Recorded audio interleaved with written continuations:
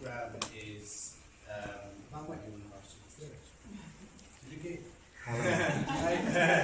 we're just meeting for the first time. So yeah, Our programme is mainly for students in low and middle income countries, so by definition they find it hard to attend these types of events. So I think the first thing to do is just to recognise that.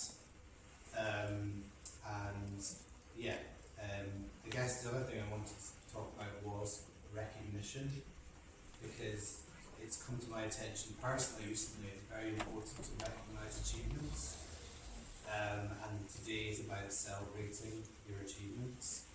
I was speaking to Junaid, who was one of our students earlier, who said that he told his boss yesterday that he'd be late to work on Monday because he's attending a graduation ceremony in Edinburgh, but his boss didn't know he'd done a degree. And I think that's very typical of some of our students, very typical of medical health professionals. So make sure you recognise your achievement today, make sure you take a bit of time to yourself, with your family, to reflect on what you've achieved, and then to think about how you're going to use what you've learned moving forward in the future. What are the next stages? And for our students, we want them to be leaders in our profession, delivering person-centred family medicine with compassion, and that's what we're looking for. So be able to recognise some of that in what we've taught you.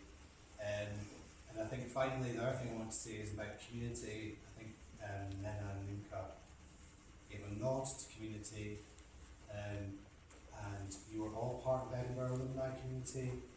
You are all part, for our family medicine students, of a global community in family medicine.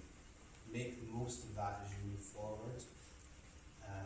Use your links, use the connections you've made in Edinburgh to benefit our patients, our family medicine, and whoever beyond that. So enjoy yourselves, recognise what you've done, and thanks very much. I'll go and meet my students.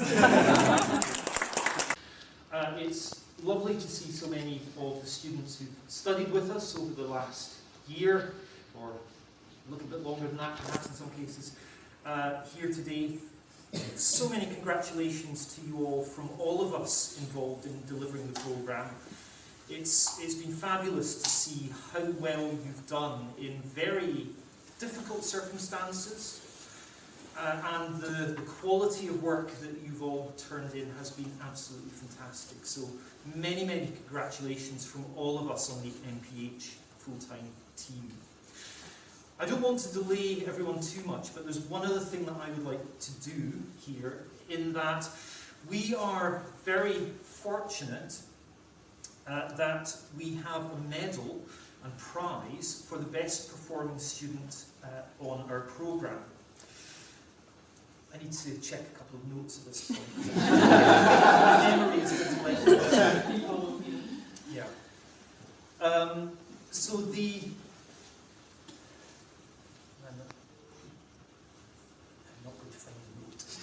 I'm going to do it from memory. The medal is funded by a bequest from the family of Sir John Brotherston, who, round about 1955, was appointed to the Bruce and John Usher Chair of Public Health at this university. It's a post now held by Professor Linda Bald, who some of you may have met.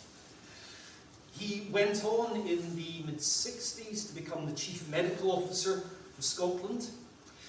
He also held central roles in the Medical Research Council and the General Medical Council. He did a huge amount of research with the London School of Hygiene and Tropical Medicine and Johns Hopkins University, both of which institutions he had studied at various points. And he also did some quite important work on the health impacts of social inequalities, work that went on to seed and inspire later work that many of you will probably have heard of through the Marmot Review and other similar pieces of work. Now, we're very lucky today that we're joined by three members of the Brotherston family. And Helen, I think you're going to make this presentation. So, for this year, the Brotherston Medal for Best Performance in the Master of Public Health full-time programme is being awarded to Nabia binti Ismail.